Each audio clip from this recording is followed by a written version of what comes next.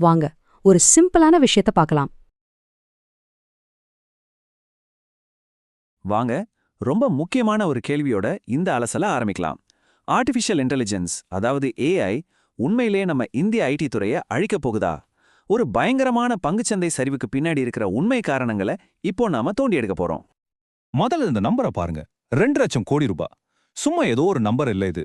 ஒரே நாள்ல இன்ஃபோசிஸ், டிசிஎஸ், விப்ரோ மாதிரியான நம்ம ஐடி ஜாம்பவான்களோட சந்தை மதிப்புல இருந்து காத்துல கரைஞ்சு போன பணம். வாங்க ஒரு கற்பனையான எதிர்காலத்துக்கு போலாம். வருஷம் 2026 பிப்ரவரி 4ஆம் தேதி. இந்திய பங்குச்சந்தை சரித்திரத்துல அந்த நாள் ஒரு ரத்த புதன்கிழமையா பதிவு செய்யப்படுது. அன்னைக்கு அப்படி என்னதான் நடந்தது? இங்கதான் விஷயமே இருக்கு. ஒரு பெரிய ட்விஸ்ட். அதுக்கு முந்தின நாள் தான் இந்தியாவுக்கும் அமெரிக்காவுக்கும் நடுவுல ஒரு மெகா வர்த்தக ஒப்பந்தம் கையெழுத்தாகுது. அதனால எல்லாரும் மார்க்கெட் ராக்கெட் மாதிரி மேல போகும்னு எதிர்பார்த்தாங்க. ஆனா நடந்தது என்ன? தல்லகீழா செறிஞ்சிடுச்சு. எப்படி? ஏன்? நல்லா புரிஞ்சுக்கோங்க, இது சும்மா ஒரு மார்க்கெட் கரெக்ஷன் கிடையாது. இது எதிர்காலத்திலிருந்து நமக்கு வந்த ஒரு வார்னிங் பெல் மாதிரி, ஒரு சக்தி வாய்ந்த சிக்னல்.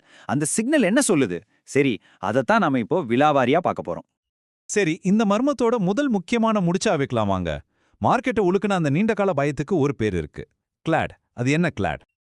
இதை புரிஞ்சுக்கிறதுக்கு முதல்ல நம்ம ஐடி கம்பெனிங்க எப்படி காசு சம்பாதிக்கிறாங்கன்னு தெரிஞ்சுக்கணும். அதுக்கு பேரு பில்லபிள் அவர்ஸ். அதாவது ஒரு அமெரிக்கன் பேங்க் ஒரு சாஃப்ட்வேர் வேணும்னா அவங்க நம்ம இன்ஃபோசிஸ் கிட்ட வருவாங்க. இன்ஃபோசிஸ் எங்க 10 இன்ஜினியர்ஸ் 100 மணி நேரம் வேலை செய்வாங்க, 1 மணி நேரத்துக்கு இவ்ளோ டாலர் கொடுங்கன்னு கேட்பாங்க. சிம்பிளா சொல்லணும்னா மனுஷங்க வேலை செய்யற நேரம் தான் காசு. ஆனா இப்போ சீன்ல ஒரு புது ஆளு வர்றான். பேரு கிளாட். இது மத்த ஏஐ மாதிரி சும்மா பேசிட்டு போகாது. இது நிஜமாவே வேலை செய்யும். அது என்னெல்லாம் பண்ணுன்னு கேட்டா நீங்களே அசந்துடுவீங்க. ஒரு மனுஷ மாதிரியே கம்ப்யூட்டரை யூஸ் பண்ணும், மவுஸை நகர்த்தும், கீபோர்ட்ல டைப் பண்ணும், சாஃப்ட்வேர் கோடே எழுதும். அதுவும் யாருடைய உதவியும் இல்லாம மணிக்கணக்கில் வேலை செய்யும். இப்போ அந்த அமெரிக்கன் பேங்க் என்ன நினைக்கும்? ஏன்னா 10 பேருக்கு சம்பளம் கொடுத்துட்டு வார கணக்குல வெயிட் பண்ணணும். இதே வேலைய கிளாட் கிட்ட கொடுத்தா சில மணி நேரத்துல ரொம்ப கம்மி செலவுல முடிஞ்சிடுமே. இந்த ஒப்பீட்டை பாருங்க, வித்தியாசம் உங்களுக்கே புரியும். இந்த பயத்துக்கு ஒரு பேரும் வச்சிருக்காங்க. சாஸ் அப்போகாலிப்ஸ், அதாவது சாஃப்ட்வேர் அப்போகாலிப்ஸ். மனுஷங்க செய்யற சாஃப்ட்வேர் வேலைகளை ஏஐ செய்ய ஆரம்பிச்சுட்டா நம்ம ஐடி கம்பெனிகளுக்கு வருமானம் எங்க இருந்து வரும்? இந்த ஒரு கேள்விதான், இந்த நீண்டகால பயம்தான் மார்க்கெட்டோட அஸ்திவாரத்தையே ஆட்டி பார்த்திருக்கு. சரி, ஏஐ பயம்ங்கிறது ஒரு லாங் டர்ம் பிரச்சனை. ஆனா ஒரே நாள்ல ஏன் இவ்ளோ பெரிய சரிவு? அந்த ரத்த புதன்கிழமை அன்னைக்கு நெருப்ப பத்த வச்ச ஷார்ட் டர்ம் காரணங்கள் என்னன்னு இப்ப பார்க்கலாம். ஸ்டாக் மார்க்கெட்ல ஒரு கோல்டன் ரூல் இருக்கு. செல் த நியூஸ்னு சொல்லுவாங்க. அப்படின்னா என்ன?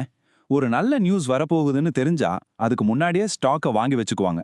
அந்த நியூஸ் அதிகாரப்பூர்வமா வெளியாகி விலை உச்சத்துக்கு போகும்போது டக்குன்னு வித்து லாபம் பார்த்துருவாங்க. பிப்ரவரி 4ஆம் தேதி காலையில இதுதான் நடந்தது. ராத்திரி நல்ல நியூஸ் வந்துச்சு. காலையில மார்க்கெட் 5லேருந்து 7% கேப் அப்ல ஓபன் ஆச்சு. இந்த பெரிய விலைய பார்த்ததும் ஸ்மார்ட் ட்ரேடர்ஸ் எல்லாம் இதுதான்டா சான்ஸ்னு விற்க ஆரம்பிச்சாங்க. ஒருத்தன் விற்க ஆரம்பிச்சதும் மத்தவங்களுக்கு பயம் வந்து மொத்த மார்க்கெட்டும் செறிஞ்சிடுச்சு.